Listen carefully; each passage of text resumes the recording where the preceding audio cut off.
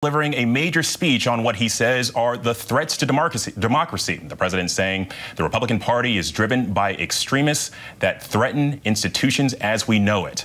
Biden choosing the backdrop of Arizona also to pay tribute to the legacy of the late Republican Senator John McCain.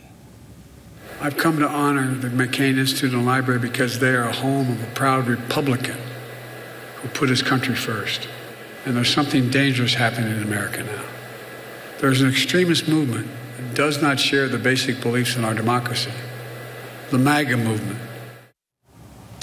Biden's speech also coming just a day after 7 Republican presidential hopefuls took the stage in that second presidential debate before a national audience. They didn't shy away from personal attacks, including those against former president and also party frontrunner Donald Trump, who once again skipped this debate. ABC's Tim Pulliam comes to us now from the LA Bureau. Tim, good to have you. But I want to start here with President Biden's speech. First, what were your big takeaways here? Hi, Alex. Good to be with you. Alex, one takeaway for me is President Biden wanted to make a clear distinction between the late Senator John McCain and far-right MAGA Republicans. He considers McCain a true patriot. He calls the Make America Great Again movement an extremist group. And 2, Biden says he worries that if the MAGA movement agenda keeps going, it will destroy American democracy. And he draws the conclusion that this could have a profound impact on the next generation. Well, in moving on to the debate, a new poll from our colleagues at 538 in partnership with the Washington Post and Ipsos found that the showdown doesn't change how Republican voters basically view this race. But those who watch say that Ron DeSantis had the strongest performance, but he also had high expectations. So I'm curious, who do you think were the biggest winners and losers of last night? Well, Alex, as a viewer, I was entertained. I certainly enjoyed watching them going at it.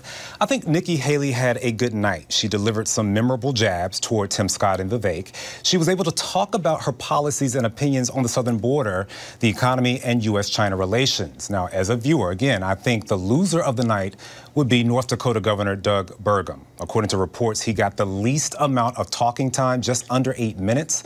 Vivek had the most talking time, more than 12 minutes. However, as you mentioned, there is a new 538 poll that says 33% of Republicans believe DeSantis performed the best, and 24% said Chris Christie performed the worst. Really interesting. Well, Tim, also, I wanted to get your opinion on this. Former New Jersey Governor Chris Christie was one of the first candidates to directly attack Donald Trump on his indictments, and he addressed them directly at one point. Take a listen to this. Donald, I know you're watching. You can't help yourself. I know you're watching, okay? And you're not here tonight, not because of polls and not because of your indictments. You're not here tonight because you're afraid of being on the stage and defending your record. You saw that straight-to-camera call-out of the former president. But, Tim, I guess the big question here is, do any of these challengers have a shot at the nomination and taking down Donald Trump?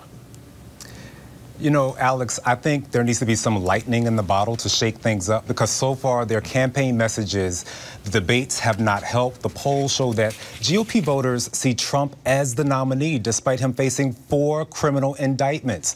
So moving forward, it's going to be hard for some of these candidates to get the donor support and the poll numbers they need to qualify for the 3rd debate. Trump has a double-digit lead. Some of the candidates like Burgum, Vice President Mike Pence, and Chris Christie remain in the single digits. Now, the debate is scheduled in November in Miami. And once again, Donald Trump's team says he will not attend. Alex?